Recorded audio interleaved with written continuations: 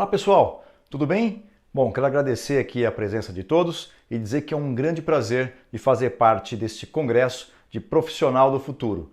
Fico muito honrado de saber que você tem interesse nesse tema, porque sabemos que isso no futuro será um grande diferencial para a sua carreira. Olha, vou começar a palestra contando uma história que aconteceu em um pequeno reino, onde um jovem rapaz chamado Elon morava em um vilarejo pobre, próximo ao castelo. Elon trabalhava no castelo de segunda a sábado até às 10 da noite e cuidava da sala das relíquias do rei, onde conheceu Sílvia, a filha preferida do rei Henrique. Sílvia se apaixonou pelo Elon e eles começaram a namorar. O rei Henrique era conhecido por ser relativamente cruel e vingativo com todos que lhe opunham. Neste reino, a pena de morte era a forca em praça pública e ela era infalível para todos que cometiam um crime de roubo. Recentemente, o rei havia decretado uma lei onde todos os pobres do vilarejo deveriam ficar sem luz após as 8 da noite. O jovem Elon não achava justo, afinal, muitos moradores do vilarejo trabalhavam no castelo e voltavam para casa após as 9 da noite. E desta forma, teriam que caminhar pelas ruas escuras e ainda ficariam sem luz em suas casas. Bom, foi então que durante um jantar em família, Sílvia, a filha preferida do rei, disse: "Pai, não concordo com sua lei sobre o uso da luz. As pessoas sentem muita dificuldade para voltar para suas casas à noite logo após saírem aqui do castelo." Então, imponente, o rei Henrique perguntou: "Como você sabe disso, filha?"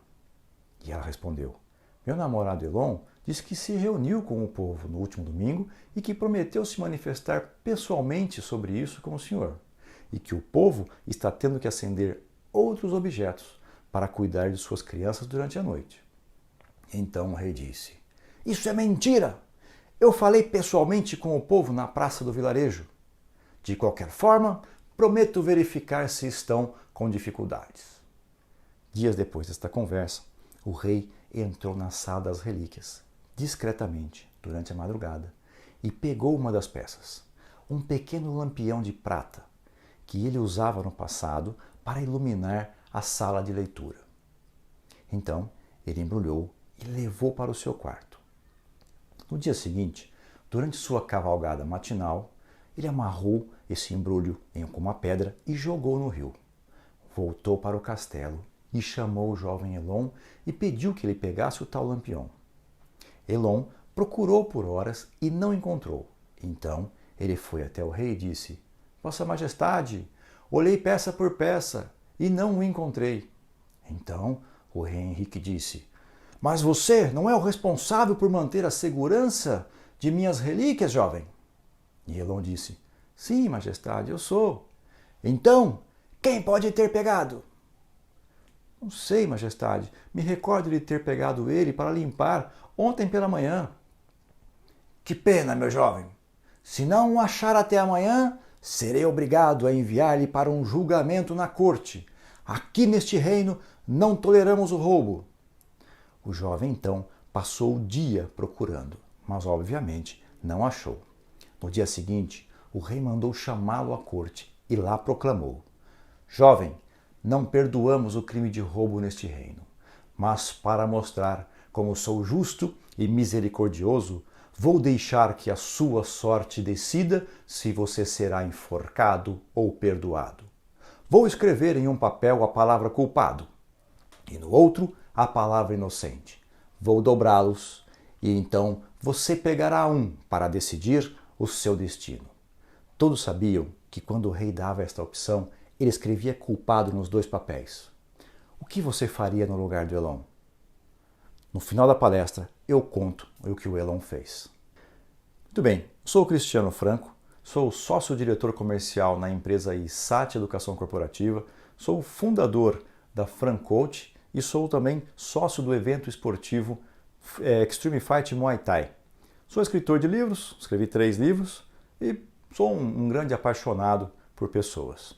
Bom, contar um pouquinho da minha história também.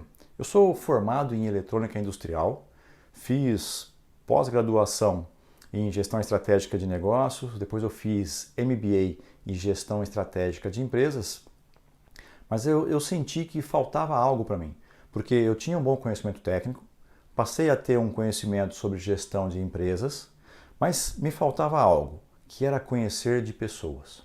Então, nesta fase, eu passei a buscar conhecimento focado em soft skills e também em gestão de pessoas. Aí eu comecei a fazer cursos de coach. Eu fiz Professional Self Coach, fiz Leader Coach, fiz Coach em Vendas, fiz Business Executive Coach, fiz vários cursos de PNL, sou Master Practitioner em PNL, fiz vários cursos de neurociência, porque isso é uma área que, na minha opinião, você só tem a ganhar com esse tipo de conhecimento porque te dá muita habilidade, tanto emocional quanto relacional.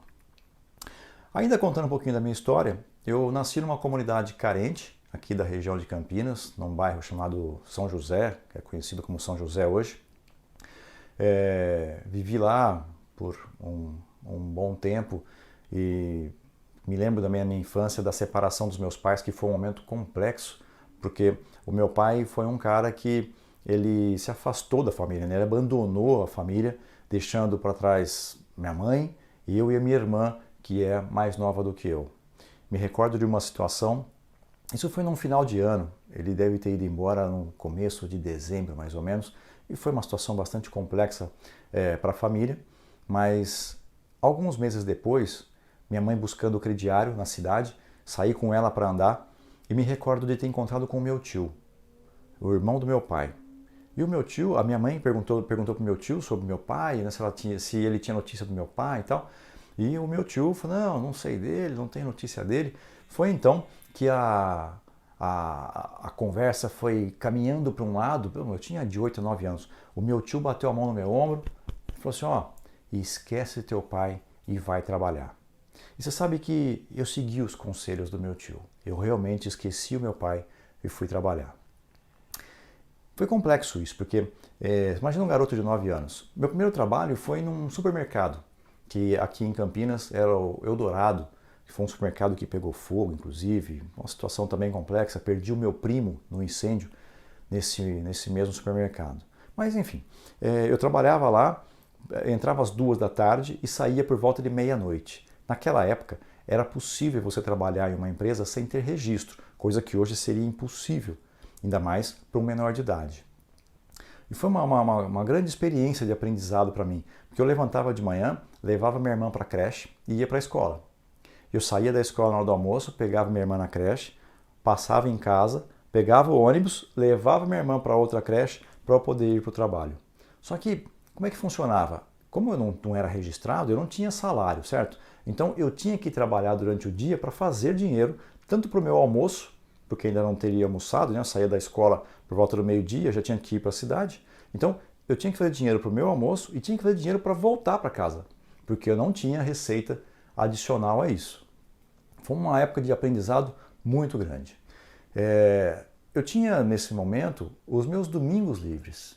Então, se eu estudava, eu precisava ter um tempo para fazer lição de casa, para fazer o meu trabalho, enfim, as coisas que a escola demandava. E eu fazia isso no domingo. E domingo também era um tempo que eu separava para tentar ver meus amigos, que era raro. E não era uma relação muito boa, porque os meus amigos lá no bairro, alguns deles tinham vícios, enfim, era uma coisa complexa de lidar com isso para mim, mas eu entendi que eu não queria aquilo. Eu entendi que eu gostaria de ser alguém diferente daquilo que eu estava vendo. E eu sabia que aquilo só dependia de mim. Então, eu percebi que assim, a vida tinha me dado uma grande oportunidade de usar aquilo de muleta. Mas eu achei que não devia. Eu achei que eu devia usar aquele mesma oportunidade da vida para usar para o negativo e usar para o positivo. Então, ao invés de usar de muleta, eu entendi que eu deveria usar aquilo, na verdade, como uma alavanca que pudesse me impulsionar. Eu gosto muito de um exemplo que... Sabe aquele esporte de salto com vara que os atletas utilizam, né? Aquelas varas para praticar? Você já percebeu que, por exemplo, se você pegar uma vara de um atleta que fez um ótimo salto, se você entregar aquela mesma vara para um outro atleta, ele não vai ter o mesmo resultado. Por quê? Porque o resultado está muito ligado no preparo que aquele atleta tem. Então, se você estiver preparado, você obviamente vai ter um resultado diferente dos outros. Então fica um recado aqui, ó. Cada um tem um preparo e é por isso que é importante você estar sempre preparado para cada oportunidade e pronto para as oportunidades. Tem um exemplo também que eu gosto bastante, que eu vou usar ele aqui. Não sei se você já teve a oportunidade de ler, por exemplo, sobre a Nike. Sabe o tênis Nike, famoso? A missão da Nike, eu acho ela bastante democrática, porque diz o seguinte, trazer inspiração e inovação para todos os atletas do mundo. É isso aí. Então, ó, trazer inspiração e inovação para todos os atletas do mundo. Essa é a missão da Nike. Só que o lendário e treinador que era cofundador da Nike, que é o Bill Bowerman, ele disse o seguinte: se você tem um corpo, você é um atleta. Ou seja, isso é inclusivo. Percebe? Percebe o quanto isso é inclusivo? Então, se a missão deles é trazer inspiração e inovação para todos os atletas do mundo, mas todo mundo que tem um corpo é um atleta, isso é totalmente inclusivo. Então eu acho essa missão sensacional e queria compartilhar com vocês aqui. Outro ponto que eu queria resgatar sobre o que eu aprendi da relação com meu pai, né? Eu entendi que as pessoas elas possuem identidades diferentes. Então, por exemplo, o meu pai dentro de casa tinha 3 identidades. Ele era o homem da casa, essa é a primeira identidade dele. A segunda, ele era marido da minha mãe. E a terceira identidade, ele era meu pai.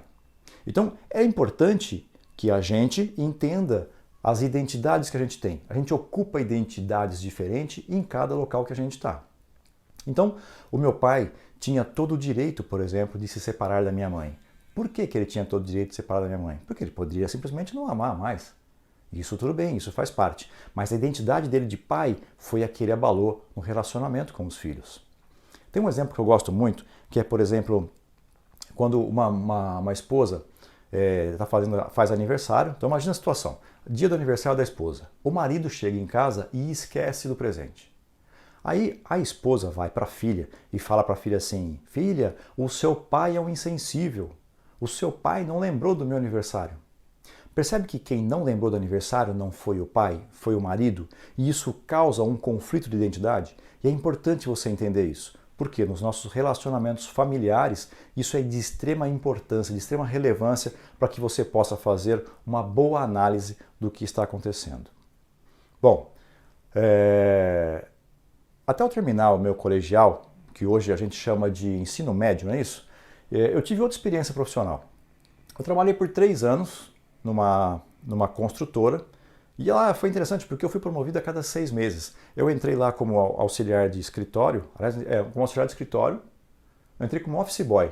Aí eu fui promovido, passei pela área de contas a pagar, passei pela área de projetos, passei pela área de contabilidade, passei por compras, passei pelo departamento pessoal. Então foi uma experiência muito boa, mas após 3 anos eu fui demitido.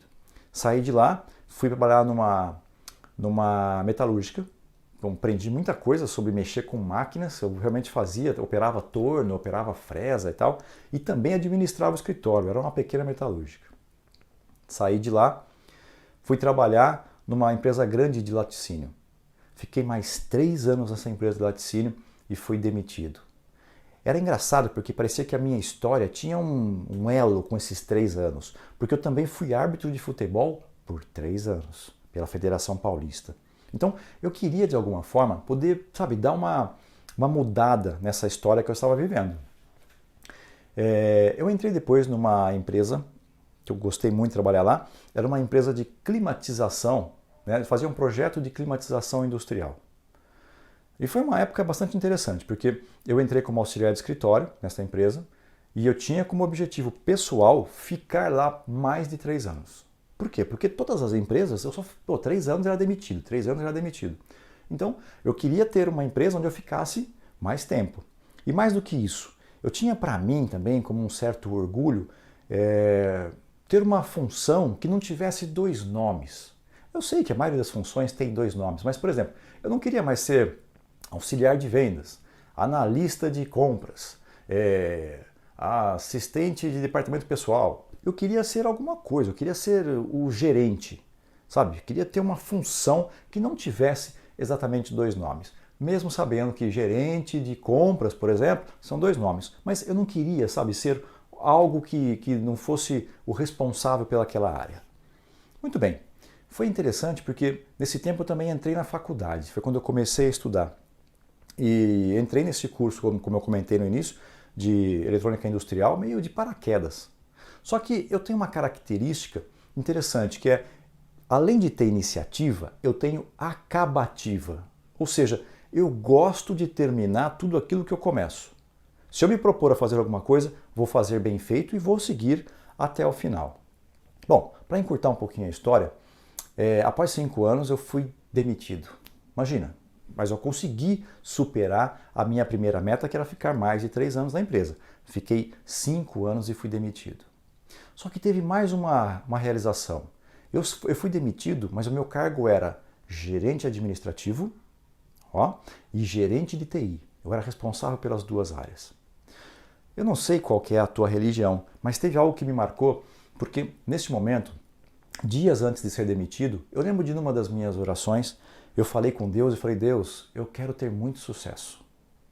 E aí, de repente, 10 dias depois, o que aconteceu? Fui demitido.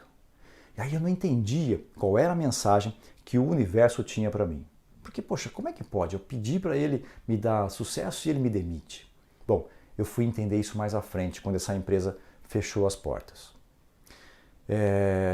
Tem alguns outros pontos aqui de uma experiência que eu vivi lá também, que foi complexa, mas eu não vou estender aqui, tá? Vamos avançar. Outro ponto que foi, eu saí de lá no final de agosto.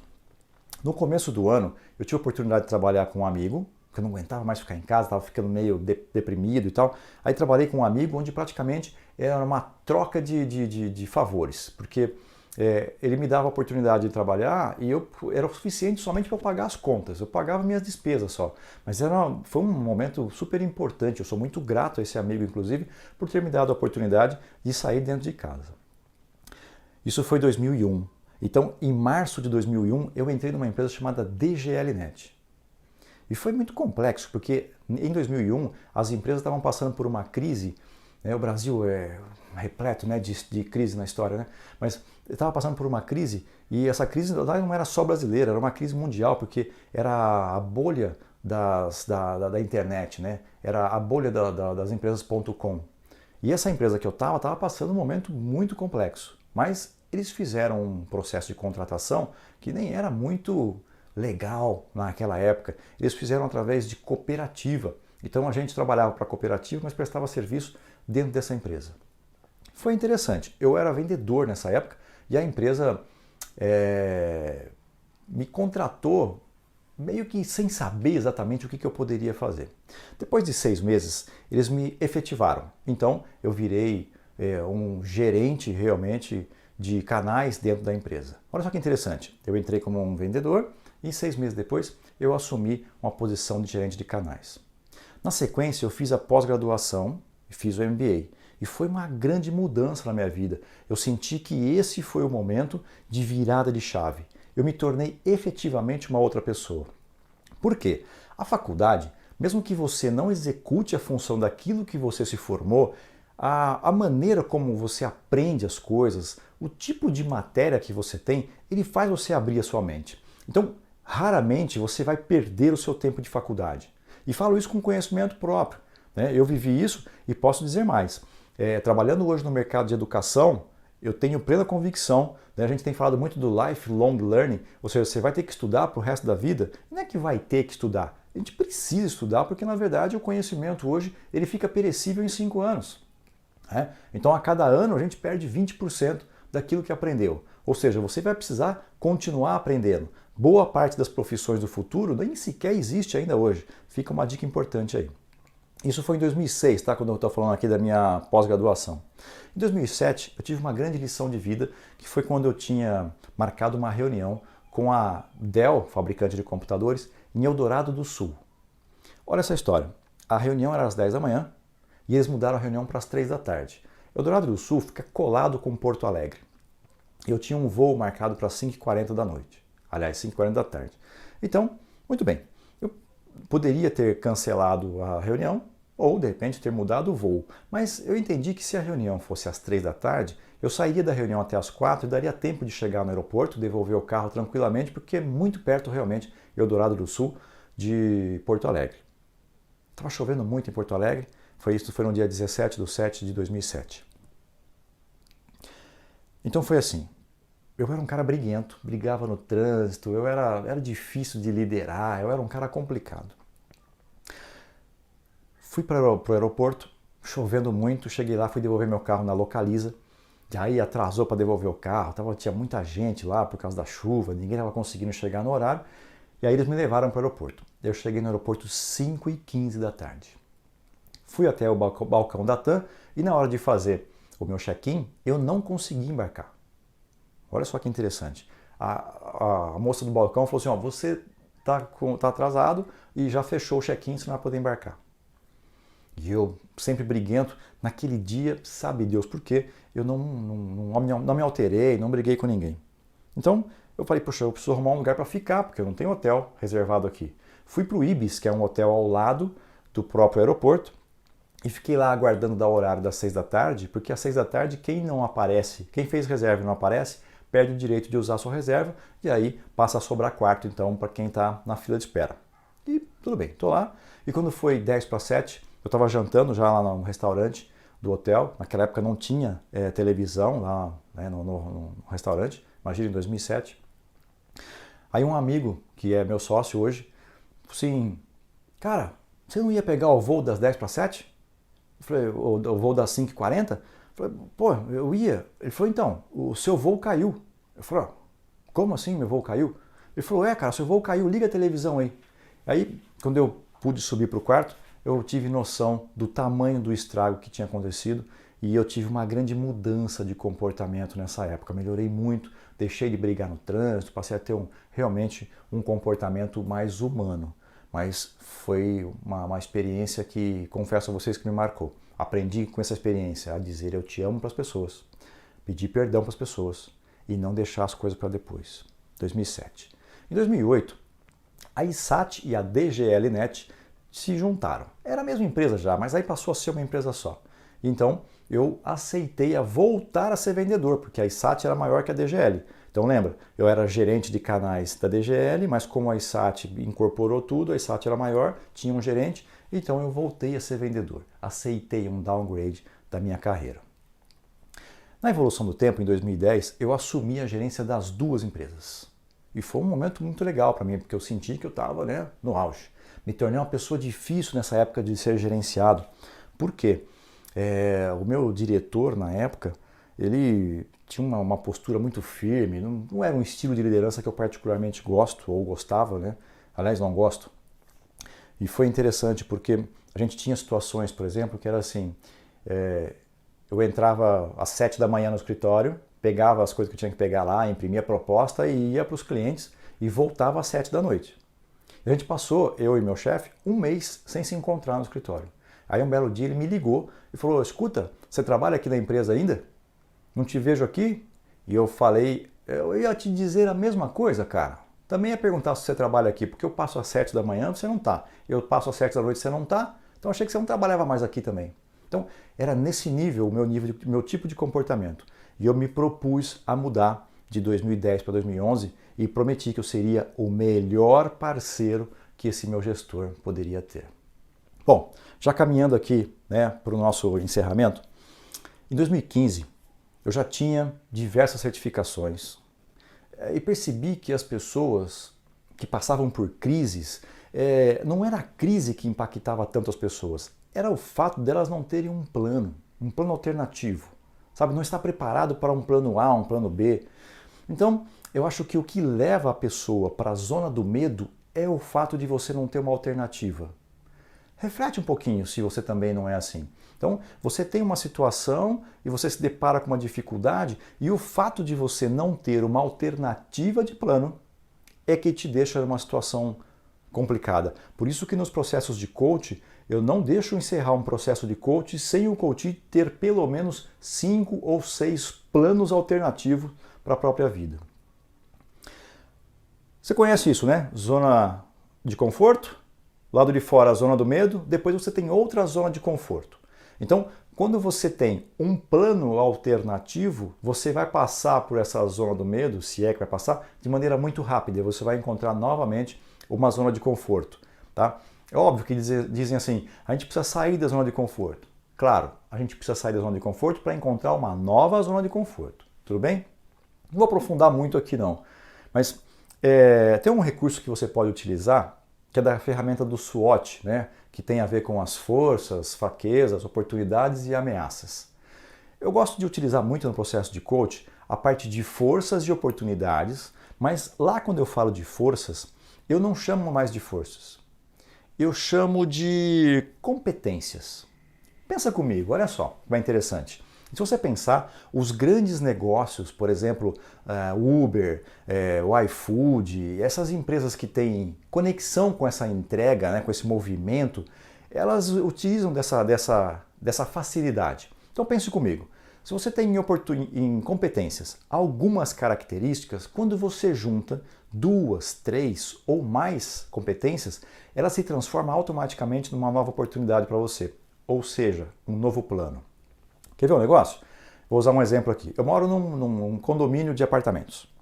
E aí, se eu moro aqui nesse apartamento, por exemplo, e se eu sei, trocar lâmpada, se eu sei arrumar chuveiro, se eu sei, trocar torneira, se eu sei fazer essas 3 coisas, né, que são minhas competências, e se eu sei mexer com rede social, de repente, eu sou bom em rede social e eu sou bom em relacionamento, o que eu posso fazer com isso? Eu poderia, por exemplo, virar marido de aluguel. Certo? Pensa no Uber. Se você sabe dirigir, se você tem um carro, ou se você tem um celular, o que você pode fazer juntando essas 3 características? Você passa a ter uma oportunidade que eu posso ser motorista de Uber. Eu tenho uma bicicleta, eu tenho força, eu sei pedalar, eu conheço aqui a cidade, o que eu posso fazer? Eu posso fazer entrega de iFood. Enfim, você pode juntar competências para que ela se transforme numa outra coisa. Você pode virar um consultor, você pode virar um produtor de aulas, por exemplo. Pode ser um influenciador de rede social, tá? Então, pensa nisso. Eu acredito verdadeiramente que todas as pessoas que têm essas alternativas de outro plano, ela tem uma vantagem competitiva que os outros não têm. Ela te dá muita tranquilidade, te dá a possibilidade, inclusive, de decidir com mais calma. Olha o exemplo que eu vou dar, por exemplo, do livro Gestão do Amanhã, que é do José Salib Neto, que ele é ex-CEO ou ex-fundador da HSM. Ele fala que a gente tem que ter um motor 1 e motor 2. O que significa isso? Motor 1 é aquilo que está trazendo receita neste momento para você. Isso vai te dar sustentação para que você possa criar um motor 2 para trazer novas receitas. Isso vale para a empresa e vale para a gente como pessoa física. Então, se você tem uma função, mas você consegue arrumar uma função paralela, essa função pode trazer para você receita adicional, alternativas, tranquilidade e pode, inclusive, se um dia o teu motor 1 parar de funcionar, se tornar o seu motor principal. Tá bom? Então fica a dica aí, ó. O livro é Gestão do Amanhã, do José Salib Neto. Tá? Vale aí a pena a leitura. Outra coisa que eu queria dizer para você é o seguinte. Quando eu penso em oportunidade, né, que a gente falou lá de forças ou de competências e oportunidades, para mim a oportunidade ela funciona como se fosse um passaporte. Ou seja, você tem que estar pronto. Né? É mais ou menos assim, olha, você vai ter um evento que vai acontecer nos Estados Unidos daqui a 3 dias. Eu vou te dar passagem aérea, eu vou te dar o ingresso, vou te dar tudo. Paga o seu hotel e aí você fala, mas eu não tenho passaporte nem visto para poder embarcar. Então, oportunidade é algo que você precisa estar preparado, assim como é, por exemplo, o exemplo do passaporte. Acho que essa é uma análise boa. Acho que isso é legal para você ter contigo aí. Bom, outra coisa que eu acredito muito é que nós, você, eu, somos os únicos responsáveis pelo nosso sucesso e pelo nosso insucesso. Já pensou nisso? Tem um exemplo legal que é assim, cada um tem a barriga que merece, não é? Cada um tem a barriga que merece, essa é a grande verdade. Bom, já caminhando aqui para o final da nossa palestra, eu estava com uma viagem marcada, então, lá no tempo de 2015. eu ia sair de férias em setembro. Então, viagem marcada, tudo programado há um ano, ia levar a família até Cancún. Então, o meu chefe, meu gestor direto na época, me chamou, falou, olha, eu sei que você vai sair de férias e por consideração a você está vendo aí a crise que a empresa está enfrentando. 2015 foi um ano difícil. Você vai precisar fazer uma transição. O que eu quero te dizer com isso? A sua área hoje tem 7 consultores e você gerenciando. Eu vou diminuir a sua área para 2 consultores e eu vou assumir a gestão da sua área. Não faz sentido ter um diretor e ter um gerente. Então, em respeito e consideração ao tempo que você tem de casa, eu queria te avisar isso antes para que você pudesse fazer aí um planejamento, né? Aproveitar as suas férias, dar uma pensada como é que você pode ajustar isso e também não gastar muito nas suas férias. Então, por respeito a você, eu queria te dar essa notícia. 10 dias antes de eu sair de férias. Eu voltei para minha casa naquele dia e fiquei bastante reflexivo, pensando o que é que eu poderia fazer. Foi então que eu tive uma sacada. Falei, bom, a empresa está fazendo a minha transição, o meu desligamento, pelo fato de não ter dinheiro. Só que é o seguinte, eu ia voltar de férias já em outubro. Eu voltando de férias em outubro, arrumar emprego no final de ano é muito difícil. Imagine num ano de crise. O começo do ano para o meu segmento é muito fraco. Então, pelo menos 7 ou 8 meses é provável que eu fique desempregado. Mas voltar a ganhar o tanto que eu ganhava, talvez eu precise de um ano. Então eu fiz a seguinte conta. 1 ano vezes meu salário dava um valor X. Eu ganhava um bom salário naquela época. Eu falei, então eu vou fazer o seguinte, eu vou chamá-lo para uma reunião e vou fazer uma proposta. Só que eu também fui um pouco sarcástico. Antes de sair no último dia de embarcar, né, então era meu último dia de trabalho antes das férias, falei, olha, eu estive pensando sobre o que você me falou, sobre a transição, e eu tenho uma proposta para fazer para a empresa e eu gostaria de apresentar ela. Ele falou, puxa, vamos sentar, vamos conversar. Eu falei, não.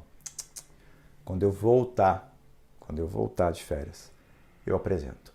E aí nós juntamos então o grupo de sócios que tinha na empresa e eu. Sentamos naquela reunião e aí os sócios disseram assim, olha, o seu gestor disse que você tem uma proposta para fazer para a empresa antes do seu desligamento e em respeito ao tempo que você tem de casa, gostaríamos de te ouvir. Eu falei, olha, eu queria propor para vocês o valor de X reais para eu comprar uma participação da empresa. E esse X reais era um dinheiro bom, ele era o suficiente para pagar a folha de pagamento do mês de dezembro da empresa. Pensa, era 1 ano do meu salário. Mas olha só se eu não estava certo, porque 1 ano do meu salário, se eu ficasse desempregado 1 ano, eu ia ter que queimar a reserva. Então era melhor correr o risco de queimar essa reserva comprando uma parte da empresa e ficar recebendo o meu salário do que não ter nenhuma receita. E foi isso que eu fiz e a empresa aceitou. Então eu saí da lista de demitido para sócio da empresa muito rapidamente. E isso porque, primeiro, eu tinha dinheiro, estava preparado para isso, sempre fui muito bom de cuidar de dinheiro, que eu acho que essa é uma habilidade que todos precisam ter. E eu estava preparado e tive cabeça para conseguir contornar aquele momento, porque eu poderia ter entrado em desespero ou o meu ego poderia ter falado mais forte e eu ter abandonado tudo.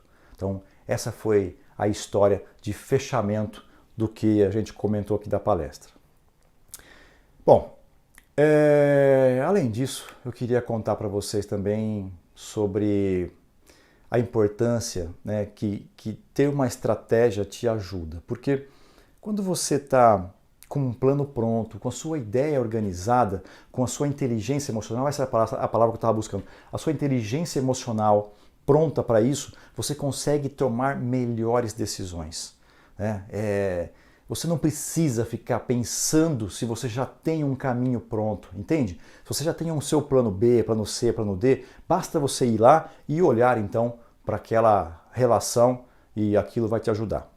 Mais uma dica para a gente ir fechando aqui é o seguinte, você pode usar uma técnica que eu particularmente uso muito, de espelhamento ou de mapeamento de sucesso. Por exemplo, eu tenho 4 mentores virtuais. São 4 pessoas que eu identifico competências que eu gosto e que eu acho que fazem diferença para mim. É um diferencial na minha pessoa. Então, eu tenho comigo, na minha frente aqui, Obama.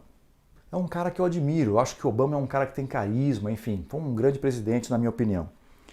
Do outro lado aqui, atrás do Obama, eu tenho o Papa Francisco, que também é um cara que tem características que eu acredito ser muito importantes e muito boas.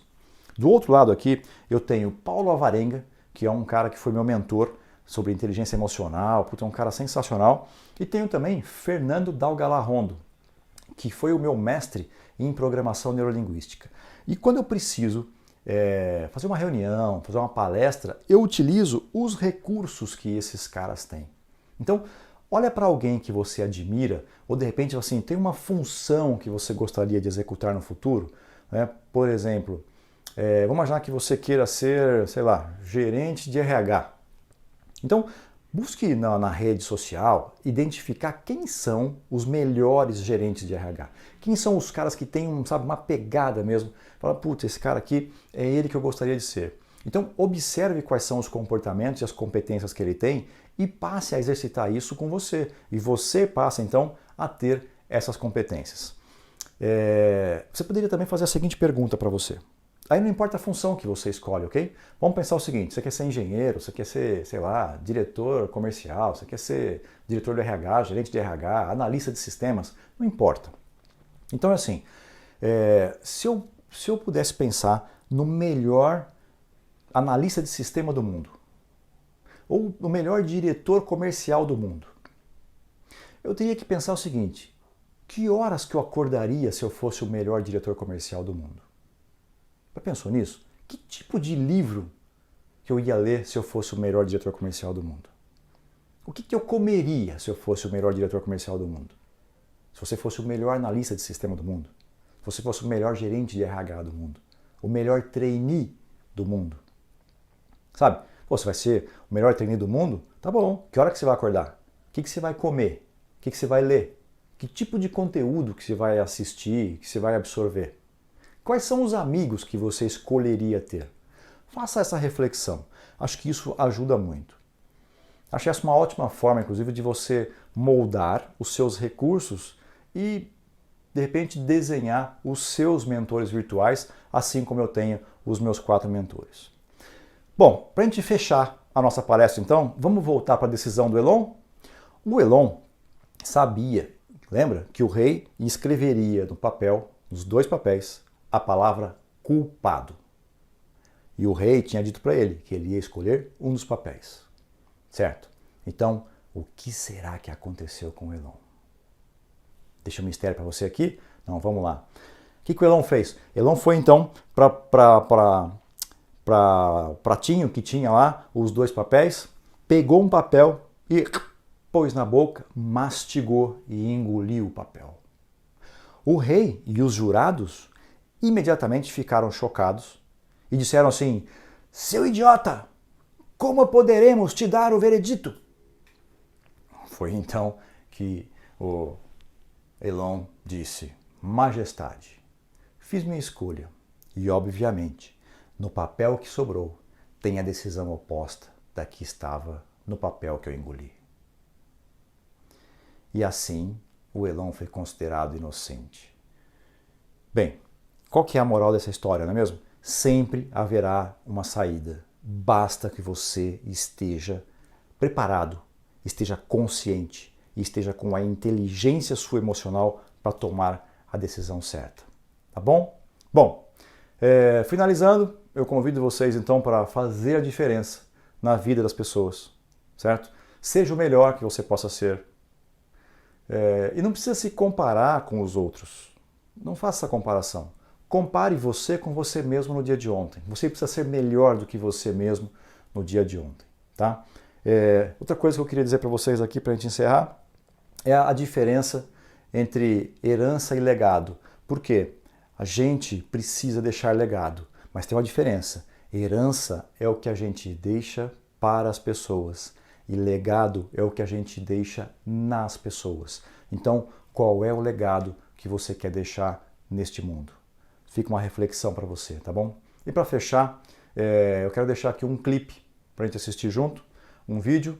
Esse vídeo diz muito para mim sobre a nossa missão nessa terra, tá bom? E aí na volta já me despeço de vocês. Veja o vídeo aí, curte aí o vídeo.